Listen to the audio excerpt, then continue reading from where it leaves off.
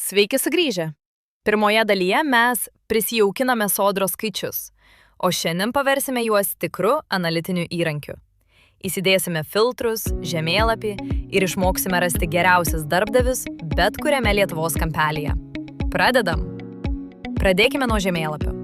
Dažna problema, kai kurios įmonės neturi nurodytos savivaldybės, todėl nenustatyta adresas mus nuskraidina į kitą žemyną.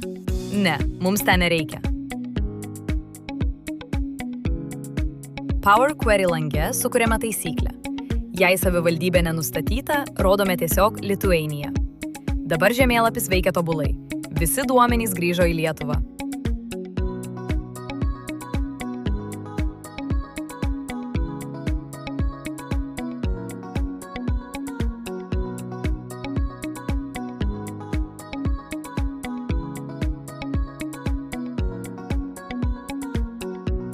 Taip pat pridedame stulpelinės diagramas pagal veiklos sektorius. Čia iškart matome, kur vidutiniai atlyginimai didžiausi, o kuriame sektoriuje dirba daugiausia žmonių.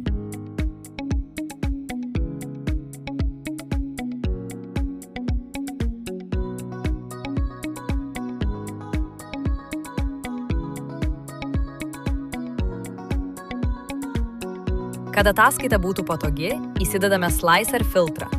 Dabar galite pasirinkti bet kurią savivaldybę ir visi grafikai perskaičios akimirksniu.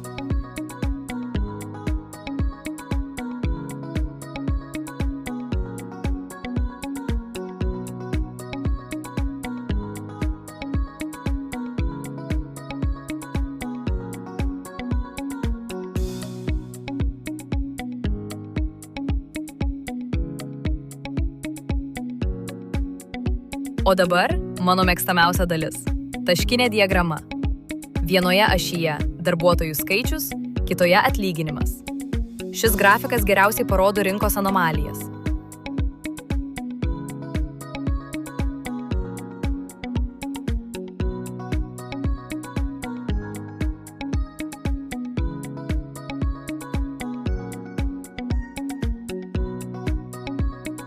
Žiūrėkite. Štai čia mažos įmonės, kurios moka milžiniškas algas. Tai jūsų potencialų svajonių darbdaviai, kurių paprastuose sąrašuose net nepastebėtumėte. Mūsų interaktyvus įrankis jau beveik paruoštas. Visą šią pamoką ir tiesioginės nuorodas į duomenis rasite Riverdata puslapyje, nuorodą aprašyme. O užsiprenumeravę mūsų naujienlaiškį, gausite ir šį paruoštą Power BI šabloną savo analizai. Kitoje pamokoje analizuosime, kaip atlyginimai kito laike. Iki.